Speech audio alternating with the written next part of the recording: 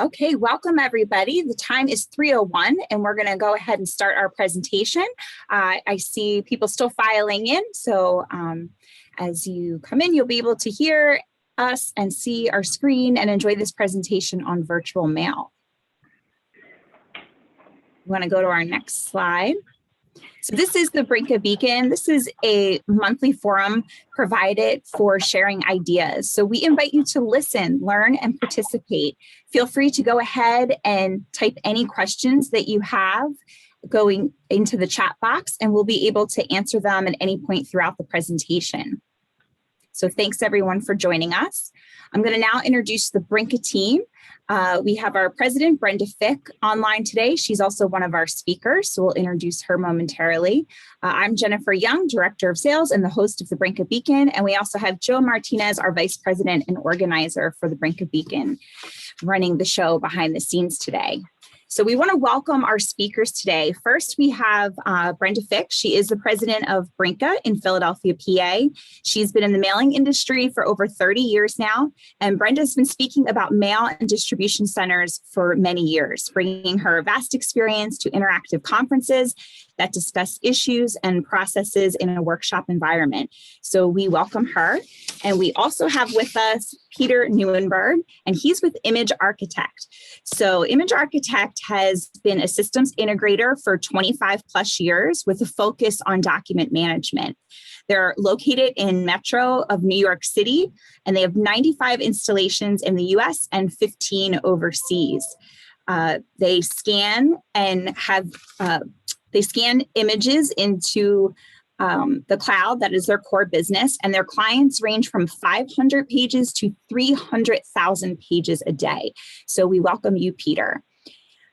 We're going to go ahead and start. And first, we're going to turn it over to Brenda.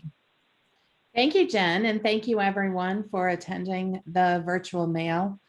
And I want to start last year with the pandemic. One of the key aspects of trying to figure out both mostly packages, but also mail was who and where are they? You know, are they on site? Are they home? How do we get these items to any individual in a contactless way? How do I hold items for those that may be returning within a week or a couple weeks? How do I know when any of the items to return to the sender? And also, as far as recipients, when do they want their items? You know, maybe there may be a certain time that they want their item. So a lot of questions. So last year, Brynka developed the delivery routing application. And with a delivery routing application, specifically for packages in the very beginning, we did a lot where we basically tried to deliver to them. And then if they were not there or they did not pick it up, we would send a delivery routing message to say, do you need us to deliver normally? Do you need to hold it? Do you need to deliver it to a mail stop? Do you want us to put it in the locker? Or do you want us to ship those packages from home? And because packages and mail can be intermixed together, our thought process is that we can really do this with a virtual mail as well. So currently with virtual mail, a lot of what we do in the virtual mail is we put it in a folder, we may put it in a mailbox, or we're incorporating the mail with the lockers, which happened a lot last year. So many years ago, I had conversations with customers about virtual mail, digital mail. And truly last year, we could really see where having a contactless solution for mail was something that our customers were really looking for. So there's been many years that I've researched virtual mail, and actually Peter and I have known each other for probably, I don't know, 10, 15 of those years, because we've talked back and forth about, is it virtual mail? Is it digital mail? How do you get it? Is it cloud, you know, do you need it cloud-based? Is it Does it need to go behind your firewall? Just a lot of conversations, which he's going to go into. But I wanted to just go over the solution that we have done at Brynka, and that's we've just enhanced our delivery routing process to incorporate packages as well as mail. So the two presentations that you will see today is one, how you can use the Brynka delivery routing for mail as well as packages. And then Peter is going to show you how you can do intranet on-prem mail scanning solutions with scanners and his OCR software. So again, he's been in this industry for 25 years, and he really knows about digital mail, virtual mail. So we're first going to go into the Brynka delivery routing. And now combining mail and packages, we have different options. So still deliver normally, scan and discard the mail. So literally, the person can say in the information, I want you to scan it and send it to me, but then I want you to just discard it, shred it. Or you can have an option of shred, or you can still deliver to the locker, or you can send it to home. So we've combined a lot of the mail and packages, so you could do both of them together. And it all starts with an email. So anytime you put a piece of mail in or a package, they will get an email with the information that the sender, so they know who it came from, they know the carrier, and there's a link for them to go into, and that link will send them to our delivery routing. And within the delivery routing, there are options. So you can allow the recipient to choose how they want the package delivered to them. And this is set up by every individual customer. Every single business partner may have their own delivery options that they want to provide. And all of those options are set up for you. So again, you can deliver as normal, you can put it in a locker, you can send it to home. And we've created a dashboard so that you can take all of these items, and literally, if you're delivering them, we will separate all of those deliveries by the way that your customer wants them delivered. So the final screen that I'm going to show you is just a few of the reports that you get with the Brynka delivery routing. So within the delivery routing, whatever choice they made, we will give you the report to be able to pull those items and deliver them according to the way that your customer would like them to be delivered. So are there any questions on that? It's pretty simple, pretty easy.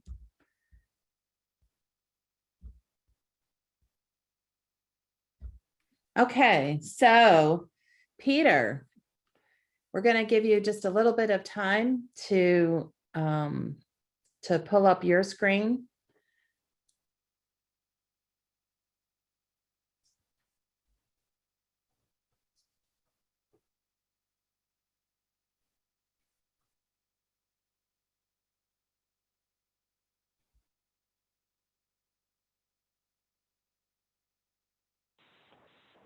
Can you hear me?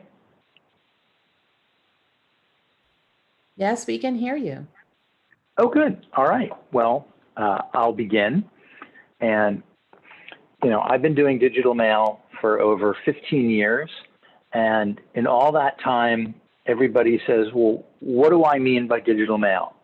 And in all that time, I don't really know.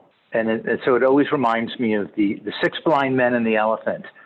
Depending upon what your perspective is or what your particular interest is at any given moment, digital mail could mean a lot of things to a lot of people. And so there really isn't a product called digital mail. it's really more a workflow solution regarding the delivery of U.S. mail. So, but I kind of, after talking with Brenda, I kind of like the idea of really calling it virtual mail. So Brenda, I'm going to unashamedly steal that suggestion from you. And I might start calling our solution virtual mail. But anyway, for digital mail means a lot of things to a lot of people. So, so how do I see digital mail? So as I've said, you know, I think virtual mail is actually a really good title for it, particularly now, unfortunately. And, you know, the basis for this all started 15 years ago because, you know, the post office delivers mail to your mail center, and, you know, maybe the name on the envelope is the right person, maybe it's the wrong person, maybe the addressee might have left the company, they might have moved office locations. The fact is the sender might have misaddressed the envelope right from the get-go. And in addition, is it regulated or business mail? So even though the letter might have come to me, maybe it's an invoice and it should have gone to the accounting department. And so there's a lot of back and forth over where mail goes. In fact, it reminds me that about 10 years ago, we did a large research project in a mail center in Boston, and the same letter went through the mail room 19 times. And we know this because we counted all of the interoffice envelopes, opened them, and started marking mail. So that's very wasteful, and it's also a reminder that working in mailrooms can be very glamorous. But basically, that's how I see digital mail. It's really all about the distribution aspect of delivering U.S. mail in an organization. So just to get some of the major items out on the table, you know, remote employees have always been a problem for companies, only now it's just getting to be, you know, more and more prevalent. We've got a lot of clients that say, you know, thanks to vaccines and, you know, we'll call it the new normal after the pandemic, a lot of companies just don't see those all those employees coming back to the organization. And so, you know, at least half of them have employees that have left working in the brick and mortar location, and they're not coming back, but they're still valuable employees. And one thing that I think a lot of companies have learned over the last year is that, you know, everybody says mail volumes are declining and mail's not that important. Well, I think we found out is that when people can't get to their mail, that's a pretty serious thing. And so when we talk to some of the, you know, facilities managers and C-level people, they really get the fact that mail really can be just as important as packages. And that's a good thing for us. But again, even though businesses are opening, a lot of these employees are still remote. One of the other aspects of what we do is dashboards and reporting. A lot of times, you know, mail would come into a mailroom, there'd be 1,000 letters and it'd be rough sorted and put in and pitched into buckets and bins and so on. And at around, you know, 3 p.m., the mailroom manager would survey his kingdom, and not a speck of mail would be left in the organization, in the mailroom, because he distributed all, except a lot of that mail was coming back. You know, we found that 1/3 of the mail that was delivered from a mailroom was coming back over the next week or two. So there's no reporting. You know, mail managers couldn't tell you what's coming in and what's going out. But with virtual mail solutions now, there's a lot of dashboards and reporting, you know, very similar to what Brenda's team does for packages. We do the same thing for mail. And then not any less important, but somewhat down on the list, is disaster recovery and accountability of mail. Disaster recovery because companies spend tens of millions of dollars on email recovery and data systems recovery, but if they had a fire or a flood in a mail center, they have no idea what mail was coming in. So this type of virtual solution can really deal with disaster recovery and, of course, accountability. We can create a chain of custody for all the mail so that we know where it's going. And in fact, we can tell you where it's not going, which I can discuss later. So these are some of the management concerns that we deal with every week and with all of our customers. Again, just some of the benefits, and I promise this will be the last of the death by PowerPoint slides. With virtual mail solutions, the whole goal is to deliver mail to the right person in the right format the very first time it leaves the mail center. It could be PDF, it could be TIFF. It really all depends on the department that's going to be receiving this. And the benefits, of course, are that it reduces processing times, improves customer service, and, it eliminates a lot of costs with handling unwanted mail. As I mentioned, 1/3 of the mail that goes out of a mailroom often comes back. Well, it's expensive to deliver mail that nobody really wants in the first place. So those are some of the benefits. Now, on the accountability side, of course, we barcode and track every single letter that comes into an organization. How that happens depends on the volumes, but we've basically now turned every letter into an accountable package, much like a FedEx envelope. So, and because of that, we can now tell you every step in the process that it's gone. Did I forward it from Peter to Brenda? Did Brenda send it to Joe? All of these things are tracked automatically. And that can be obviously very, very important down the road. So enough of the sort of slides. Now I just want to talk about how it really works, at a low level. So your mailroom obviously receives mail from the post office. It can be a lot, it can be a little, it can be return mail. It's, all the stuff we deal with every day. And then in our solution, we scan the unopened envelopes. And, that's important because not every department feels okay with the mailroom opening their mail. Some are used to it now, some are not. But we tend to start with the unopened envelopes, mostly because the legal and HR departments tend not to get upset about that. Then the mail is OCR'd, which, for those of you that don't know, is an optical character recognition, and we turn the words and the text that are on the envelope into text, computer text, so that we can then run that through a database and do pattern matching to find out who the letter was destined for. Then once that happens, all of the images are uploaded to a cloud. And when I say cloud, I really mean not Amazon, not Azure, not a public cloud, but your company or your university's data center. So everything that happens here is behind a company's firewall.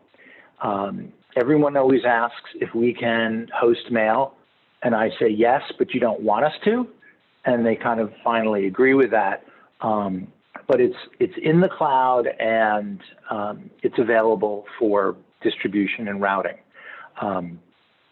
And again, they're scanners that will scan mail directly up into the cloud, so you don't need a PC. A lot of options. I mean, I think we support about 36 different scanner models, all based on the requirements that you have and the volume that you might have. So now let me just show you about the OCR process a little bit. So I liken an unopened envelope to a fingerprint. I don't need to match everything perfectly, but I do need to have such a preponderance of matching that I can say, like on any good NCIS show, I have a 96% chance that this is a perfect match. Well, in addition to having that 96%, we also want to make sure that that match is so much better than the second place, maybe 80%. second place, so that with confidence, I can look at this email, this letter, and I can absolutely email it to Peter Williams because he's far and away the best match. Again, doesn't have to be 100%, but it's got to be a clear-cut winner. At least that's how we do it. And we do that with a pretty sophisticated pattern matching algorithm that works for us. So what I wanted now to show you is just a video of how the scanning process works. You can see that I've sort of placed a lot of envelopes in the scanner, and I haven't done it very carefully. Like, you know, most of us, I just sort of shoved them in, and let's see how that works. I'm now going to scan about a stack of 50 envelopes. So it's pretty fast. This is a scanner from Panasonic, as you can see, and it just grabs the envelopes and scans them, and pretty soon we'll see what that looks like. So you can see here that the image quality is great. And one of the things that we want to do with virtual mail is make sure that the end user's experience is as close to getting the real image as possible. So we scan things in color, and they really look good. You know, I know that many of you are familiar with the post office's informed delivery. It's a wonderful service, but sometimes just getting grayscale images in the mail isn't very compelling. But this way, since you have control over the mail that you're scanning, we can scan in color. Let me move on. I did mention, of course, earlier that we support a wide range of scanners. We support equipment from OPEX, their Mail Matrix and Falcon scanners. I mean, very expensive, but wonderful pieces of equipment. We have everything from a departmental scanner that might be $15,000 to various levels of scanners. This one here, I think, costs about $800. And this one has a flatbed component built into it. So if your paper needs are such that you need a flatbed, there's scanners for you as well. So a lot of different scanners, but they all allow us to scan unopened envelopes without requiring the letter to be curled around a drum, because then that just wouldn't work. So a lot of scanners to choose from for different needs. Now, so what do we do with these these images once we've scanned them? So again, just to repeat, you know, you don't have to open the letters for digital mail to be successful. It's nice, but you don't have to do it. And the mail now goes into your company or university a portal that's created for you. And so you can now access your mail by going to a portal. But there's another way that we can access the mail. And that way, let me start out, sorry. I did want to mention privacy, because I know that that's going to come up and it's very important. So as I mentioned before, the entire system is behind your enterprise's firewall. Neither Image Architects nor Brynka have any access to your documents, whether they're unopened envelopes or they're scanned contents of those letters. We don't have any access to your data. It's entirely within your firewall. And it's in the cloud, but it's in your company's cloud. So when you're talking to the people and to IT, a lot of times I say cloud, but it's your company's cloud. Again, everything behind your firewall. Can't really stress that enough.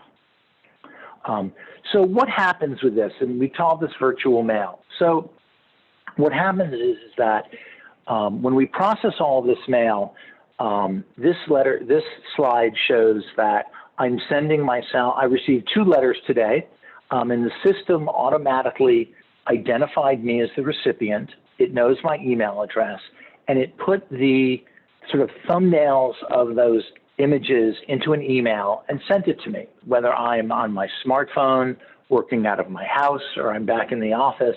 I get this email that's branded for you, and now I get to choose what the mailroom does with my mail. So I can ask them to open it and scan it, deliver it to me, maybe delete it, maybe mark it as junk mail. or pick it up. Maybe it's such an important letter that I'm willing to come into the mail center, give them a heads up notice so they can get my letter and have it waiting for me. Maybe I need it to be recycled or shredded. Of course, I could have made a mistake. Very rarely happens, but let's say I can tell the mailroom that it's not mine, so I want the mailroom to take back this electronic letter, do some research, and find out who it's really for. And then finally, I can forward it to another person in the company. So let's say I'm a project manager and Brynka send me a letter, but I'm no longer the project manager for the Brynka account. But I know who is, and I know that George is that project manager. So I can hit the forward button and immediately send it as it is to George and say, hey, George, you're now the Brynka project account manager. I want you to ask them to start sending letters to you. And in the meantime, here's the letter that, they sent. And so this can all happen within, seconds of somebody receiving the email with the picture. So now they know what they've got. They've got a picture, and the picture's worth 1,000 words. So now I promised before that, we had a lot of analytics built into the solution. So you can see that the system is tracking, who's sending us the most mail, who's receiving the most mail, what departments are receiving the most mail. It could be that I want the departments to ultimately help fund some of this technology. And maybe I can do that by saying to them, hey, sales department, you have 18% of the mail that we're distributing. We'd like you to pay for 18% of the cost. That's a bit more effective than saying, sales department, you get about 25% of the mail. And as one of my customers once said, without hard data, nobody's making hard decisions. So it just tells you who's getting mail, and we know all that. We can tell you mail distribution there on the lower left.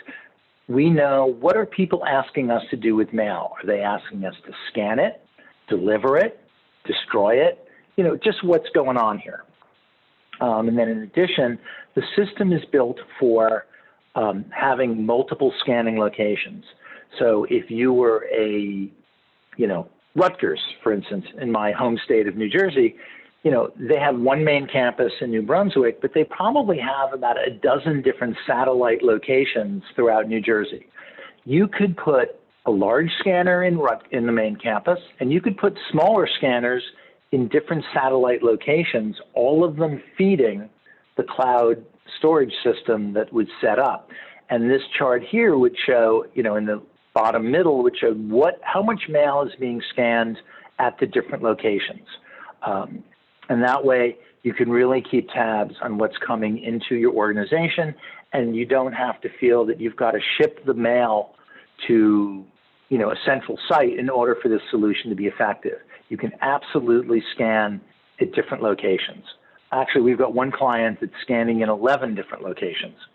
And then finally, one of the dashboard reports just shows you what type of mail is coming in. Is it a postcard? Is it nonprofit mail? Is it first-class mail? Is it standard mail? All of these things can help you understand the inbound mail flow.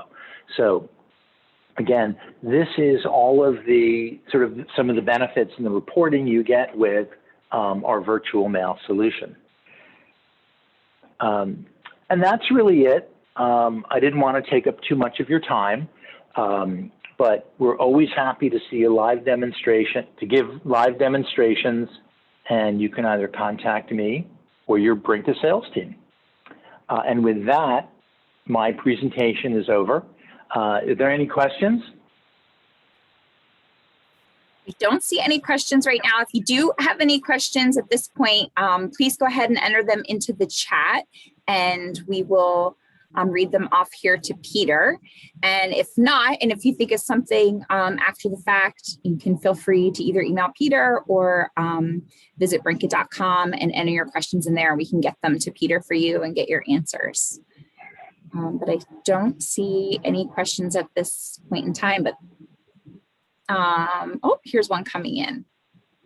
So someone's asking, what percentage gets scanned? I think what they're asking is of the machine printed envelopes, historically, we get 92% matching from the get-go. So if I scanned 100 envelopes, 92% of them would go out automatically, and then there's a manual indexing screen where I can do key from image on the remaining 8%. A lot of times there are multiple Paul Smiths at a company, and sometimes if they don't have mail stops, it's just impossible to know for sure. So again, 92% is the historically accurate number. Okay, and then there is another question. Jay is asking, could you inform me, how do you track from one person to another if the item has been misrouted? Okay, Jay. Well, earlier on, every letter is barcoded. And so if I scan it with a barcode and then it goes to me, I forward it to Jen, and as it goes through all of this routing and misrouting, the barcode stays the same. So at each point in the process, we know, because of the barcode, who has control of that letter. And that's how it works. It's really, the barcoding is very much key to how we handle all of this, particularly because, and now I will give a plug for Brynka routing, is if I'm asking for the document to be delivered to me, and it originally came from Jay, who sent it to Peter, when I go to request delivery, we print out a delivery address, not for Jay, the original recipient, but for Peter. So, because otherwise the mailroom would never know that I'm the one making the request. So, and then, by the way, so then then once that label is printed, it now becomes an accountable package flowing into a package tracking system. Okay. So I hope that answered your question. Yeah, there was a follow-up question. So what do you do if a piece of mail comes just for a department? Okay, that happens a lot. So if mail were to come into addressed to Ford Accounts Receivable, Detroit, Michigan, and Ford is not a customer, don't think that they are, the pattern matching would actually find a department. So if we do, first we try to find a name, then if that fails, we find and we can find a department. In the configuration and installation of the system, we would have an email contact for each department, and they would get an email that says, you've got mail addressed to the department. And then they make decisions based on what they feel is best. So now we have a question coming in from a college or a university. What happens when mail comes in for a student and they have left for the year, so they're no longer at that college any longer? Okay. So as part of the installation of these systems, we are getting a sort of a nightly feed of names and email addresses for the system. So if the mailroom, if this list is accurate, what would happen is that when my son, Jack Nierenberg, on May 28th is no longer at the University of Delaware, his mail would not be found, and then it would go to that sort of key from image screen that I was talking about earlier, and then they could do some research and find out that maybe it goes to, well, depends on what the school's policy is. Does it get returned to sender? Does it go returned to the mailroom? But it would be identified as we don't have a clue who to send it to. Just like a package, really. And then another question So here. One thing I wanted to add to that, though, working with Brynka has forwarding. So if we know that that person isn't there, we could go to Brynka and forward that using our forwarding module. So it will do a forwarding label as well, so that they could get it back into the mail and forward it out. So that's a really good. I don't want to delve too deep into this, but one of the interesting things about our solution is that it's impossible for anyone in our system to actually send an email to somebody that's not sort of officially part of the solution. So if I have 1,000 employees, let's say school staff in the system, I can't just decide to mail it to, johnsmith@gmail.com. So we're very much a closed solution, and I promise you your legal team will be very happy about that. There is another question about magazines and journals. So what do you do with those? Will they go through the scanner, or do they get put aside and done manually? They have to get put aside and delivered the old-fashioned way.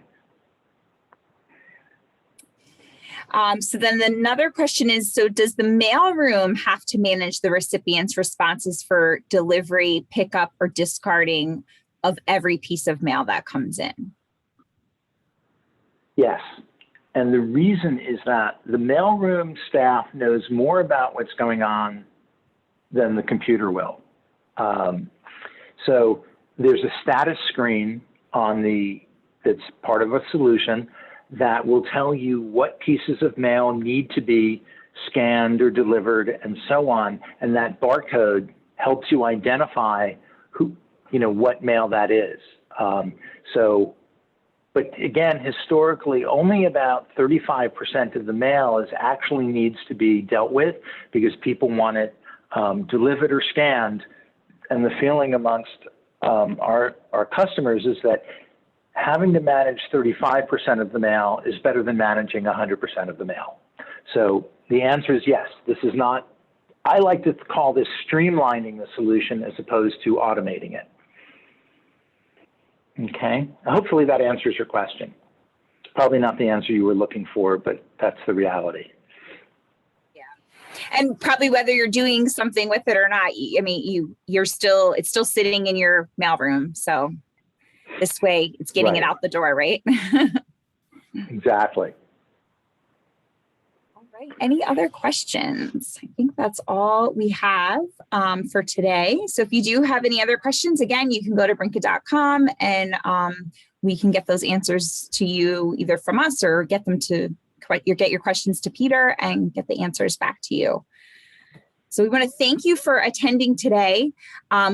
Also, stay tuned for our next Brynka Beacon, which will be Tuesday, June 22nd at 2:00 in the afternoon. And that Brynka Beacon is going to be motivate your staff with team challenges. So one that you're not going to want to miss. And we hope you can join us for that one too. Thank you again for all of your time today. Thank you, Peter and Brenda, for being with us as our speakers. And we look forward. Thank you, everyone. To working with you all in the future and seeing you all in the future at another Brynka Beacon. So have a great day, everybody. Bye-bye.